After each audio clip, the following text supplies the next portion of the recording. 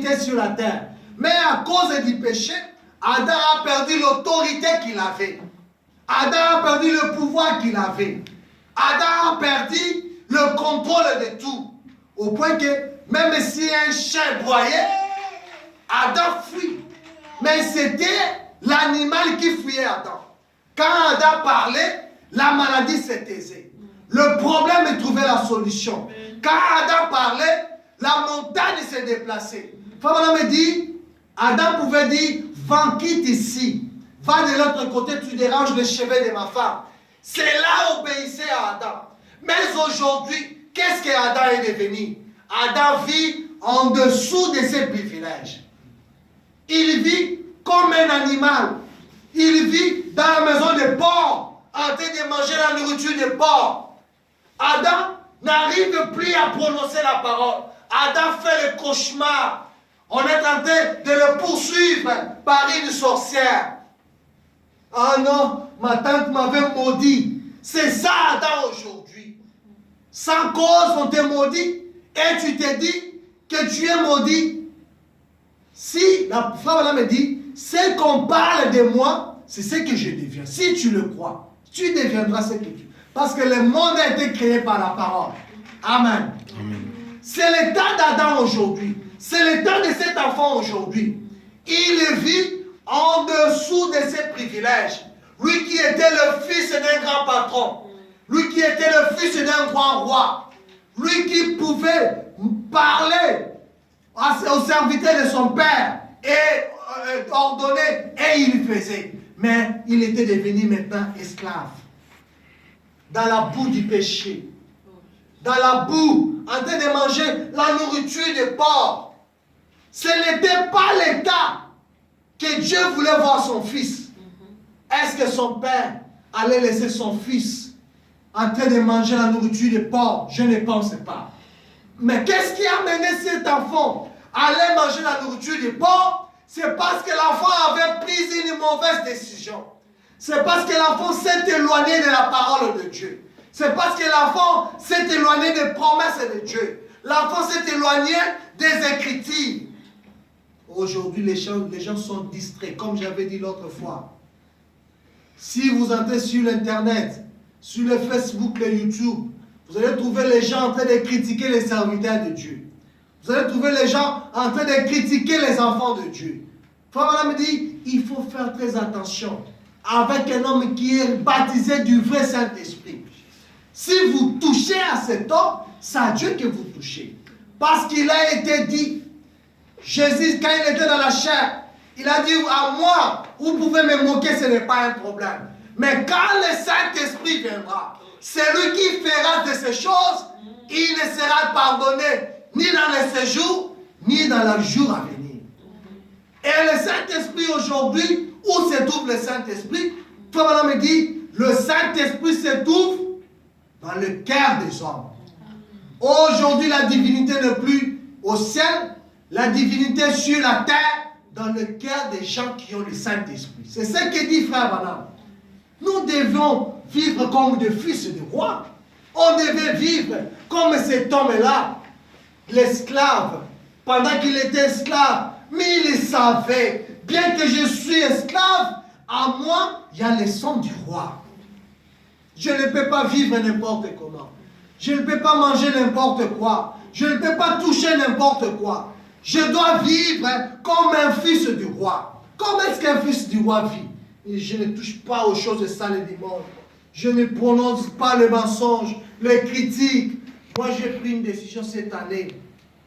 Je prie maintenant pour tout celui que je sais qui m'a offensé, qui m'a fait du mal. Je prie pour lui. Je le fais tous les jours. J'avais promis à Dieu, Seigneur, que cette année soit une année différente que l'an 2020. Pas de haine, pas de distraction, pas tout ce qui m'a éloigné de toi, mais que cette année, je me rapproche encore à toi. Si vous regardez le monde, comment est-ce que le monde est agité, la maladie, regardez la Maison Blanche, vous allez voir l'homosexualité dans la Maison Blanche. C'est eux qui gouvernent le monde. Le pape a autorisé le mariage homosexuel. vous allez voir les gays, vous allez voir les lesbiennes entrer dans la Maison Blanche. Frère Branham a dit, quand ces choses-là vont arriver, faites attention. C'est ce que dit les prophètes. Il a dit, la dernière chose que j'ai vu, pouf, juste le cendre sur les États-Unis. Le monde est distrait. Le monde voit les choses en train d'arriver. Le prophétie s'accomplit. Comme je suis en train de suivre aussi le YouTube. Les gens disent, ce n'est pas Kamala Harris. C'était déjà accompli. Ce n'est pas ceci, cela. Peu importe que ça soit accompli en 1960, qu'aujourd'hui, mais nous, que nous ayons les yeux braqués si les prophètes, les prophéties, si c'est que Dieu a dit à William Branham. Dieu a dit à William Branham, regardez l'horloge, Israël. Regardez Israël. Qu'est-ce qu'est devenu Israël aujourd'hui? Si vous regardez Israël, Israël va vous dire, nous préparons déjà, ils ont déjà la maquette de leur troisième temple. Ils en ont. Tous ici, nous les connaissons. Ils disent, nous attendons le Messie. Il est imminent. Leur Messie est. Quand la grâce va quitter l'épouse, c'est fini. Et les gens sont distraits dans un moment où on ne devait pas être distrait. Les critiques, les discussions, les choses. Je suis ici, je regarde les médias, je regarde le YouTube. En Afrique, celui-ci se lève, l'autre là-bas se lève. Partout, c'est toute une distraction. Et les enfants de Dieu se sont donnés dans ces distractions-là. Au lieu de regarder à la parole, que dit les prophètes, que dit le message, que dit la Bible. Nous vivons dans un temps où l'homme devait retourner à son origine. Amen. Frère Branham me dit, il y a un poisson qu'on appelle poisson saumon. Ce poisson-là, il est dans la mer douce. Il est dans les eaux douces. Il sort, il peut partir quelque part. Quand il sent qu'il va mourir, qu'il sent qu'il est devenu faible, il retourne, il fait l'effort. Frère me dit, même si les eaux sont contraires, il va toujours nager. Il va risquer sa vie. L'essentiel, c'est quoi? Retourner à son origine. L'épouse devait retourner à son origine. Nous devions retourner à la parole. Il est temps de retourner à la parole. Il est temps de veiller sur les Écritures. Il est temps de mettre à côté les critiques. Je me demande, ces démons de critiques dans les messages viennent d'où? Est-ce que ce n'est pas les serpents que Frère Branham avait vu dans la vision? On a tué les serpents, on a tapé les serpents a fui et il est entré dans la bourse, dans l'eau. Je ne sais pas, est-ce que ce n'est pas ces démons-là? Pourquoi les démons de critiques dans les messages? Un frère qui critique son frère, il ne sait à qui critique qui s'en sert. Un serviteur de Dieu qui va se mettre dans de la chair pour parler à mal d'autres serviteurs. Pour faire quoi? S'aimer la haine, s'aimer la division. Mais Frère Branham me dit, peu importe nos différences, nous devons garder la communion fraternelle. C'est ça. C'est ce que dit Frère Branham. Mais aujourd'hui, nous sommes plus divisés plus que jamais. C'est ça le plan du diable. Diviser pour mieux régner. Il nous divise pour qu'il règne. Mais gloire soit rendue à Dieu. Parce que Dieu ne manque pas de témoins. En Babylone, il avait Meshach, Shadrach, Abednego. Il avait un Daniel. Je crois de tout mon cœur qu'il y a un peuple quelque part qui se prépare. Il y a un peuple qui quelque part qui attend éminemment un jour. Oh Seigneur, je sais que je quitterai cette terre. J'avais dit la semaine passée, un pèlerin, c'est celui qui n'est pas dans son pays. Un pèlerin, c'est celui qui a son pays quelque part, qui vit comme un étranger. Il se prépare parce qu'il sait qu'un de ces 4 matins, j'irai chez moi. C'est ça un pèlerin. Tu ne peux pas dire que tu es pèlerin et tu vis comme si c'était chez toi. Là, c'est l'esprit des Congolais, excusez-moi. Les Congolais, quand ils arrivent dans un pays, il achète une maison, il construit, il s'installe. J'étais en Angola, les Sénégalais, ils y viennent, il a toujours un pantalon, une chemise, dans sa boutique, il loue la boutique, il dort là, il fait tout là. Son argent, il l'envoie chez lui, il construit chez lui. Parce qu'il sait que je suis pèlerin, je suis un étranger. Un de ces 4 matins, on peut me persécuter, j'irai chez moi, j'ai déjà une maison que j'ai construite, j'ai une toit, je sais où vivre, je sais comment faire. Ils envoient leur argent à l'extérieur du pays. Et nous avons vu ça en Angola, des conteneurs, beaucoup de sommes d'argent. Ça sortait dans le fil de mazout, dans le fil de huile de palme. Au-dessus, huile de palme, en bas, des millions et des millions d'argent. Ça sortait comme ça, louf, Congo, Kinshasa, pouf, ça part. Chez eux. Mais un Congolais, quand il arrive dans un endroit, il achète une maison. Ah, ici, le terrain, c'est combien? Il achète, il commence à construire, pouf, il s'installe. Et les chrétiens vivent comme ça. Nous sommes dans le monde qui ne nous appartient pas. Nous voulons nous installer. Nous sommes habitués avec le péché. Nous sommes habitués avec le monde.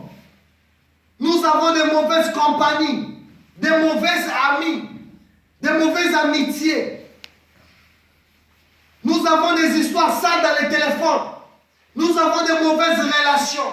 Nous continuons avec ça. Nous vivons avec ça des années et des années. Mais cet enfant ici, la Bible dit, un jour, il s'est souvenu. Je ne suis pas ici, ce n'est pas chez moi. Je ne peux pas continuer à vivre comme ça. Ça, ce n'est pas chez moi. Je dois me relever. Je dois partir chez mon père. Je dois vivre comme un fils. Il s'est souvenu. Oh Seigneur, moi aussi je veux me relever, Seigneur. Étant rentré en lui-même, il s'est dit, combien de mercenaires chez mon père ont du pain en abondance. Et moi ici, je meurs de faim. Je m'élèverai, j'irai vers mon père et je lui dirai, mon père, j'ai péché contre le ciel et contre toi. Je ne suis plus digne d'être appelé ton fils. Traite-moi comme l'un de tes mercenaires. Seigneur, j'ai péché. Même si tu ne vas pas me traiter comme ton fils, mais comme ton serviteur, mais demeurer dans ta présence, bénéficier de la bénédiction rédemptrice de Dieu, la grâce de Dieu, la miséricorde de Dieu. J'aimerais demeurer dans ta présence, Seigneur. C'est ça le souci d'un vrai fils de Dieu. La Bible dit, quand il était comme un enfant, quand il était encore enfant, il vivait en dessous de ses privilèges. Parce que tu es encore enfant, tu ne comprends pas encore. Quand il était parti, il était encore enfant. Il ne comprenait pas encore. Il croyait qu'avoir les richesses de ce monde, cela suffisait. Il pensait cela. Mais quand il est parti, il a compris qu'avoir les richesses de ce monde ne suffit pas. Parce que cela peut se terminer un jour. Mais il y a une bonheur, il y a une bénédiction qui se termine jamais. C'est où? C'est chez mon Père. Je dois retourner chez mon Père. Frère Branham a dit, Dieu l'a dit, ne convoitez pas le bien de Oral Robert. Tes biens ne sont pas d'ici-bas, mais regarde au ciel. Tu as une maison éternelle. Amen. Tu as une bénédiction éternelle. C'est ça où les yeux des hommes devaient retourner. Le bien de ce monde est éphémère. La nourriture est éphémère. Tout ce que nous faisons est éphémère. Un jour, le roue de la vie mortelle va s'arrêter. Un jour, le roue de la vie mortelle va s'arrêter. Là, papa ne sera pas là. Maman ne sera pas. Le pasteur ne sera pas. Tu seras seul avec Dieu. Tu vas rendre compte seul avec Dieu. Si tu n'es pas un chrétien, c'est fini pour toi. Regardez cet enfant. Il était riche, mais il ne savait pas. Il a pris la richesse, il est parti. Il était qu'un enfant. Regardez une chose. Quand il est retourné, Son père a fait une grande fête. Son père s'est réjoui parce que Dieu veut que nous puissions retourner. Dieu veut que nous retournons dans la maison. Dieu veut que nous retournons dans la parole. Remarquez les choses. On l'a donné une robe. Son père a dit, amenez-la une robe. Le robe qui symbolise le Saint-Esprit. Quand un homme s'éloigne de Dieu, c'est parce qu'il n'a pas encore le Saint-Esprit. Cet enfant était encore un petit. Il était un fils de Dieu. Il était le fils de son père. Mais il n'était pas encore adopté. Amen. C'est ce que dit Frère Branham. Vous naissez le fils, mais vous devez être adopté. Il était un fils. Moi, quand j'étais dans le monde, j'étais un fils de Dieu. Mais je le savais. Il était encore petit. C'est comme l'autre fois, j'avais ici parlé. Tu peux être dans la maison avec une bonne. Quand papa sort, maman sort. La bonne commence à taper l'enfant. Viens ici. Va faire ceci. Va faire cela. Comme l'enfant ne sait pas encore que c'est lui l'héritier. Comme l'enfant ne sait pas encore qu'il est le fils de son père. Il va faire, il va nettoyer. Ah, tantine. L'enfant va commencer à appeler la bonne tantine, à obéissant. Mais laissez le temps à cet enfant. Quand cet enfant va grandir, quand elle va comprendre que cette maison m'appartient, ce qui est de mon père est à moi, cet enfant dira à la bonne, ne me touche pas, ne m'envoie pas, je suis chez moi, ici c'est chez mon père, je ne ferai pas ce travail. C'est à toi de faire ce travail parce qu'on te paye pour ça. C'est ça. Mais aujourd'hui, qu'est-ce que les chrétiens sont devenus? Le diable te rend esclave du péché. Il t'envoie, va faire la prostitution. Tu as les désirs charnels dans le corps à tout moment et tu trouves ça normal. Et tu es dirigé par ces désirs. Tu es dirigé par le pensée. Tu es dirigé par la haine. Pourquoi haïr ton frère? Pourquoi critiquer ton frère? Pourquoi critiquer ta sœur? Nous devons changer tous. Amen. En commençant par ici, parce que Frère Branham me dit, la vie commence ici, Dieu de la chair.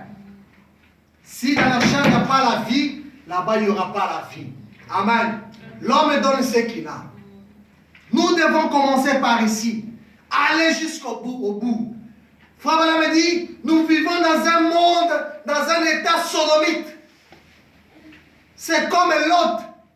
Il était un prédicateur rétrograde. Il voyait le péché, mais il ne pouvait pas réprimander parce que lui-même était rétrograde. Amen. Et nous avons besoin de prédicateurs qui peuvent dire la vérité au peuple de Dieu, qui peuvent montrer que ça c'est le péché. Retournez à la parole de Dieu. Retournons à la parole de Dieu. Retournons à la bergerie. Il est temps de retour en Éden. Il est temps que l'homme retourne en Éden. Il est temps que nous puissions retourner à la parole. Il est temps que nous puissions retourner aux promesses de Dieu. Amen. C'est ça, l'enfant prodigue.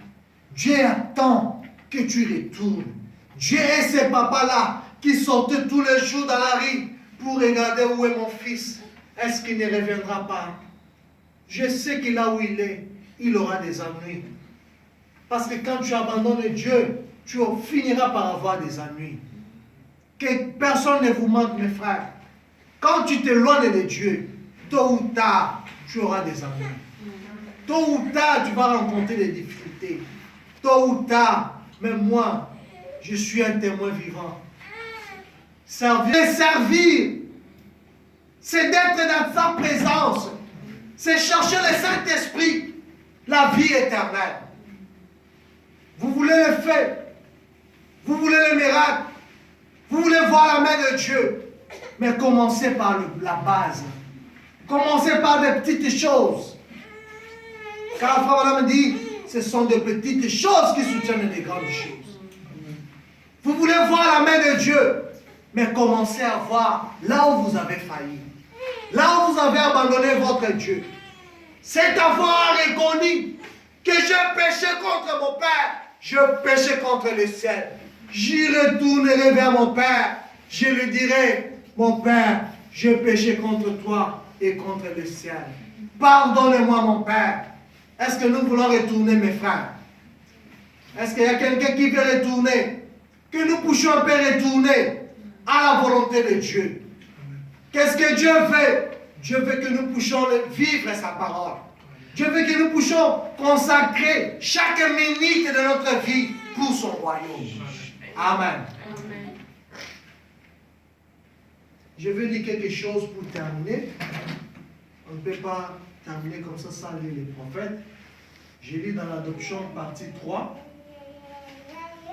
au paragraphe 151. Nous en avons une image tellement belle dans les fils prodiges. J'étais perdu, celui-ci est mon fils. Il était perdu. Et voici qu'il est retrouvé. Il était mort et il est revenu à la vie. Amenez les veaux gras, la plus belle robe, un anneau et mettez-le lui au doigt. Ce n'est pas étonnant que les étoiles du matin chantaient ensemble, que les fils de Dieu poussaient des cris de joie. Quand ils ont vu le plan d'Isali, Dieu qui avait mis votre nom dans les livres avant la fondation du monde.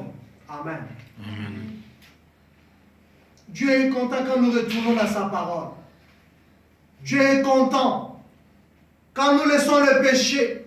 Quand nous retournons, il est content que nous soyons retrouvés. Dieu veut que nous soyons retrouvés. Et il est temps de retourner à la bergerie. Le monde est mauvais, mes frères. On ne sait pas. La pandémie est terminée, Covid. Ils ont trouvé les vaccins. Ah non, le deuxième souche est sorti. Personne ne sait quand viendra le moment. Personne ne sait. Ma tante qui est morte à Londres, ma grande sœur qui est en Angola l'a dit, je l'ai appelée. C'était le 24, quand j'ai perdu mes sœurs. Est-ce que tu vis pour Dieu? Est-ce que tu te sacrifies aussi pour Dieu? Je vais lire la citation que j'avais publiée dans les groupes. Frère Madame dit, il faut des fois des sacrifices pour plaire à Dieu, afin que Dieu vous bénisse. Vous devez faire des sacrifices qui font mal, des sacrifices qui font très mal. Le pain que j'ai comme cet Indien-là, l'unique pot qu'il avait pour la survie de sa famille, il y vend ça pour aller seulement à la réunion. Oh Seigneur, souviens-toi de moi. Sous la neige, je me suis déplacé pour aller écouter la parole. Oh Seigneur, souviens-toi de moi à cause de ce que j'avais fait pour toi. Nous devons avoir des œuvres. Nous devons avoir des œuvres pour montrer à notre Dieu. J'ai des erreurs, Seigneur, je le sais. J'étais tombé, Seigneur, je le sais. Mais tu connais mon cœur. Frère, me dit, la Bible dit, vous pouvez mentir l'homme, mais pas votre conscience, pas Dieu. Moi, quand je suis devant Dieu, je dis la vérité, Seigneur, comme Paul le disait, cette écharpe m'est attachée sur la peau. Paul avait un péché que lui-même connaît. Il luttait pour laisser, mais il n'arrivait pas. Il dit, chaque fois que je veux faire le bien, je ne veux pas vivre comme des démons. Pas vivre comme si on n'avait pas un Père qui est riche. Dieu est riche en miséricorde. Notre Dieu est riche en miséricorde. Le richesse de ce monde appartient à notre Dieu. Amen. Toutes les bénédictions rédemptrices, c'est pour nous. Mais pourquoi nous vivons en dessous de nos privilèges? Pourquoi nous vivons comme si on n'avait pas un Père? Pourquoi nous vivons comme si nous étions des pauvres? Mais nous avons un Père qui est riche en miséricorde. Nous avons un Père qui a une bonté énorme. Nous avons un Père qui est prêt à nous pardonner. Nous avons un Père qui est prêt à nous bénir. Retournons à la bergerie. Amen. Oh Seigneur. J'étais errant.